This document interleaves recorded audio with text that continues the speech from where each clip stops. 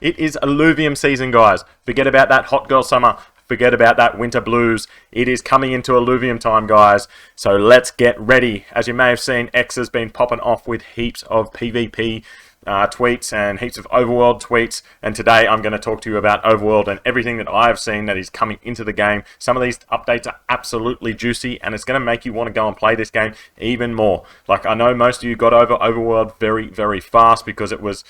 well, there's really no reason to play it other than just going out and catching alluvials. There's no tasks to do. It's you don't grind to get XP. You don't do all of this. There's no story. There's no story coming soon, but there is a few other things that are going to make you want to go out. You actually have a reason to grind and do a lot of other things within the game, and it's just going to make that suspense just a little bit more within the overworld. But that is enough of a hype about this. Let's go and talk about what is going to actually happen within this update. So in our first installment of the overworld, we literally just would run around and you'd go to the same spots continuously because you knew that's where all the ores were stashed. That's where all the goodies were. Like in Crimson Waste, you knew you went up to the top right, top left. You knew exactly where you wanted to go, and that would be where all the loot was. Then, in our second installment, you'd have to click on the map and you actually use this heat map, and it would give you a fair idea of where to go. Like, there's no reason for me to go to the outside of the map here because there's nothing out there. You would just stay within this red orb. In this update, they've gone even one further. I don't have any visuals for any of this. None of this has been released. It's literally just been talked about, so I'm going to try and explain it as good as I know to you. So instead of having these really large ores like we have here that take an absolute age to scan and look at, this on your top level thing, if you're not fully upgraded, this could take like 6, 7, 8 scans or to fully unlock this whole ore. They're going to have instead lots and lots of mini ores. Don't know what they're going to look like, but I'd say they'd be a lot smaller. And instead of having, what, 3, 6, 8, 16 things come out of one deposit, they'll only be like 4 or 5. So you come up, you can either scan or extract as normal, but you'd only have 5 there. If you hold extract like this, so while he's extracting, I can run away, and it still does a job for me. Lovely. So with all of those little mini ores, you'll be able to run up to it, click your extract, run on, go to the next mini ore, click extract, run on, go to the next mini ore, click extract. As you can see what I'm trying to get here, you will be fast-paced, moving a lot more, rather than getting to a certain spot, holding R, sitting back, waiting for 5 minutes until you've just done one ore, and that ore might be terrible anyway. So I feel like this is a huge update because you'll be just engaged a lot more. Yes, there's still going to be those big ores here and there, and these are just going to be like the epitome of rewards. If you find these big ores somewhere, it will be worth your time to sit in front of those because you can just extract a lot at one time, but it's not going to be every single ore you get to. And again, you can scan it, and if that ore doesn't have the stuff you want, you just move on from it anyway. So it just seems like the mini ores is what you're going to be focusing on. Bang, bang, bang, bang, bang, from ore to ore, moving around and just having a lot more fun moving than just standing still. This next update is going to change the way we look at consumables. Anything we got from these was pretty much useless because all you used these for was to upgrade your weapons. And you didn't really need that many weapons anyway because you could just beat nearly any fight with your alluvials and it didn't matter. But now, in the update, when you go into battles, which I'm going to talk about very soon, you lose your shard integrity. It's kind of like the health of the shard. You don't lose your shards that you're going to catch. The alluvials that you already have in a shard kind of have a health. It's not health, but a health bar that will deplete as you use them in a battle. You're going to have to use these consumables to replenish their health or the shard integrity. So that makes these actually useful to harvest. Again, I don't have visuals on this, we've only been told, but it means that you will not just run past these, you'll have to look at them, you'll find out what each one does, you'll see, oh, I don't need that one to harvest anymore because I've got enough of those, oh, I will harvest this when I run past it, and just, again, makes it a little bit more interactive, and then we'll go on to the battling and see how that really affects that in the battle too. So, on top of the energy that you have normally when you run around that you use to scan, extract, fight, all of those different things, you are going to have a shard integrity. So what is a shard integrity? It sounds like, as I said before, it sounds like the shards are going to break when you use them. That is not the case. Your shards will not break. They are exactly the same as what they are. It is more around your alluvials and how they interact when you go into a battle. So if we go into this battle, It's going to be exactly what you've seen before because this is not an updated version. It is the same version. But when you go into a battle and you place your alluvials onto the board, they'll battle like normal. If you lose an alluvial, that alluvial's shard integrity may drop by 90. I don't know what the numbers are, but say it is 90 because they died. If your alluvial has survived, they may only lose 40 because they survived, they didn't die, so the shard integrity is a little bit better. It's just giving you that extra little thing to think about when you're in the game. You can't just go willy-nilly, oh my god, I've got 5 to go against here, I'm just going to outlay all my alluvials. Because if I do that, I won't be able to fight heaps of fights because my shard integrity for all of those alluvials is going to go down at the end of the battle. And then maybe later on, I might find a wake where there's so many alluvials there that I really, really want to go into there, but I have no alluvials left. They're all dead. So there's just one extra layer of strategy that they are taking into the overworld, and I feel like every update they are just building and building and building, and just you're getting more of a visual of where it's going to be at the end when they fully release it. Obviously, the main part of overworld that everyone wants, that is really going to lock everything together, is going to be the story mode, or having a story to follow, which we will not get until open beta. That is something that everyone needs to have in the back of their mind. Think about if you went and played Pokemon, but you didn't have a story mode, that is kinda where the overworld is at the moment. You go out, you go and battle other alluvials, try and catch them, you lose health when you get injured, when you die, you need to give them potions and stuff to heal them back up, the consumables. And the shard integrity is where the health goes down.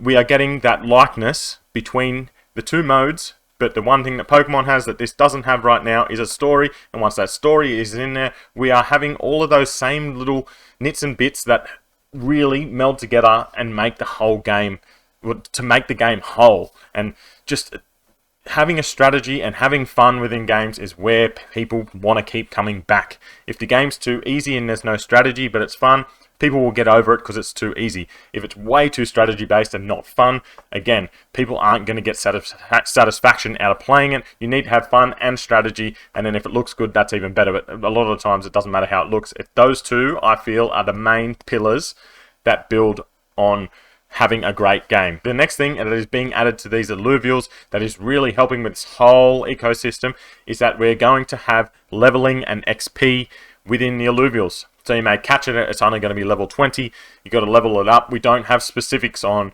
what levels they can go to, where the fusing level is that they have to get to before you can fuse. And all of those little intricacies have not been told to us yet. We just know that leveling is going to be in the game, XP is going to be in the game, so going out and just battling to battle's sake is going to be worth it. And I feel like this is, well, again, this is just theory crafting. Maybe if you go and do your tier 0 runs to gain experience for your alluvials, if you just go out there, do those, maybe you get less experience because they're tier 0s, whatever, but you can go and do some free runs and just level your alluvials up, maybe your crapper alluvials that you don't want to use in battles all the time.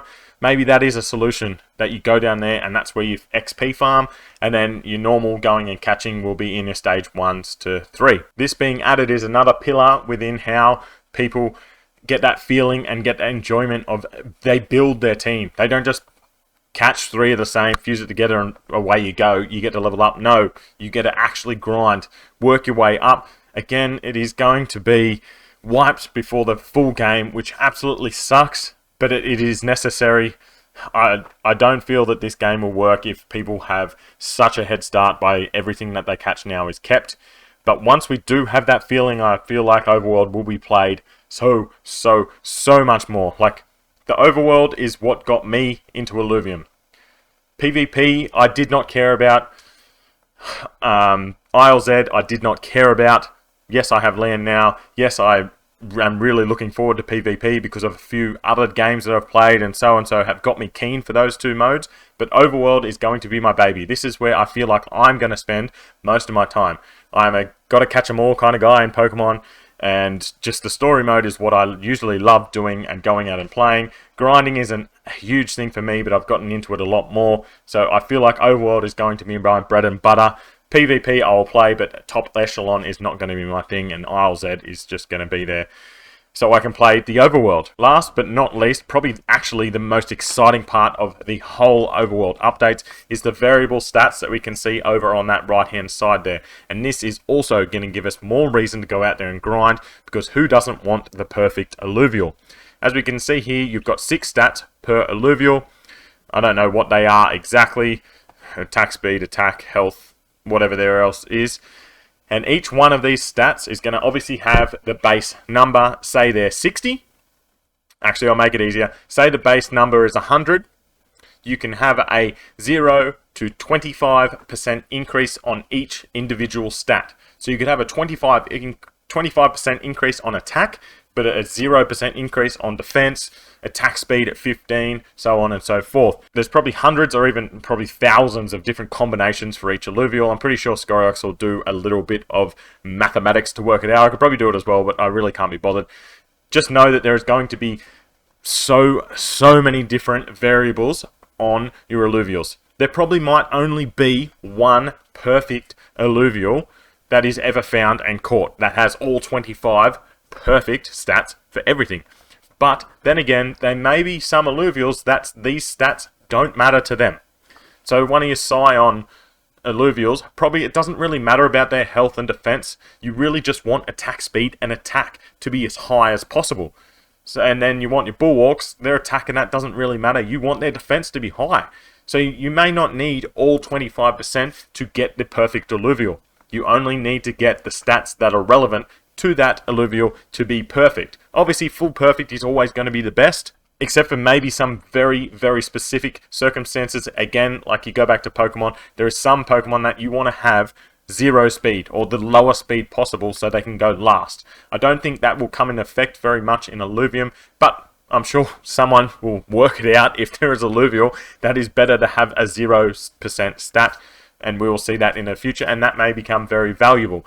Again, if you have a full perfect alluvial, that is probably going to be the most expensive alluvial there is, other than maybe a dark hollow or hollow of that alluvial.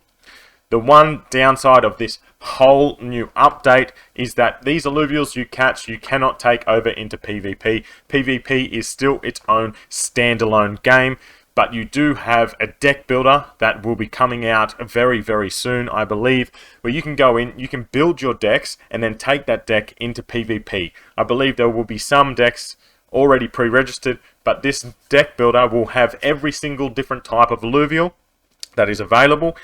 And when you get to someone like Vermilion, when it is fully upgraded, it has a double synergy. So you can have a dominant nature or a dominant air, or you can have a dominant mystic or dominant rogue, I believe it is. Just off the top of my head, I can't fully remember. So there's going to be 4 different types of Vermilions that you can bring into your deck. Axon, there is only going to be one because it's either Water or Bulwark, and Bulwark is the same dominance, so it doesn't really matter. So there is going to be so many different alluvials you can take into PvP. I wish, well, as soon as what you catch in the overworld can be taken into PvP, I feel like then that is a full game, obviously without a story, but that is when the grind becomes real. I believe that is it for the overworld updates. If I've missed anything, let me know down below. Make sure you hit that subscribe, because there is going to be a video probably every week. If I can do some more than one a week, I will. Man, PvP is very close. Once PvP is out, then me and all the other content creators will be doing battles and funny little different things that we can go and do. And we will be asking you guys for what content you want to see. There's going to be more fun content rather than just informational content. And fun content is what people want to see. I can't wait to make fun content. I've been making content on another game, and it is so much better to make content about a game where you're actually playing. You can do fun things. But anyway, make sure you hit that, and I'll see you in a video soon, guys. See ya.